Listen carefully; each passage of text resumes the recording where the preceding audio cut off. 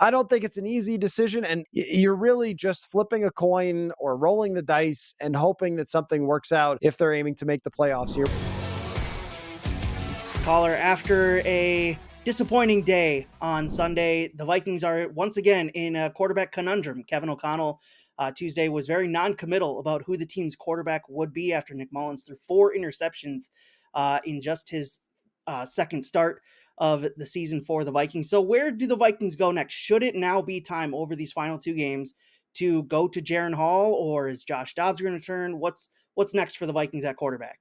Spin a wheel. That's what they should do to make this decision. I mean, it kind of depends on where you think you are as a franchise, because if they believe, even despite TJ Hawkinson going down, Jordan Addison questionable already for the game, DJ Wanham gets hurt as well, and he's going to be out for the season. Byron Murphy Jr. is battling injury. Brian O'Neill is expected to come back, but still has been battling through it as well. They may look at it as not giving up, but just accepting that this year the football gods decided to rain hell down on them in the form of injuries and bad luck.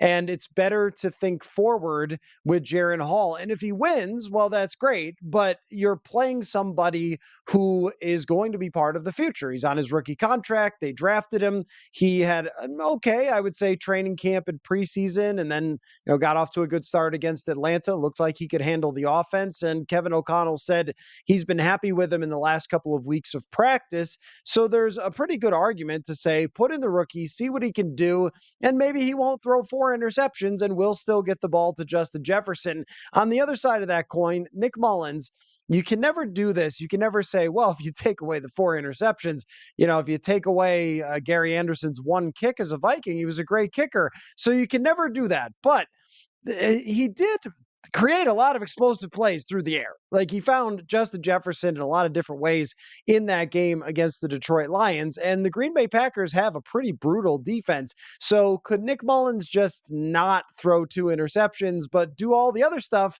that worked out great for the explosive plays? I'm going to say probably not. That seems to be who Nick Mullens is. When you look at his numbers throughout his career, he's thrown a ton of interceptions, though I believe that was his first 4 interception game, but he's usually good for at least 2. And is there a point to really playing Nick Mullens? If the difference between the two in terms of performance might not be that much, then why wouldn't you play the younger player who might actually be a little less risk averse and can definitely throw a football harder than Nick Mullens can as the young player? So I don't think it's an easy decision. And hey, like, Josh Dobbs is still on the team, but that seems like that ship has sailed.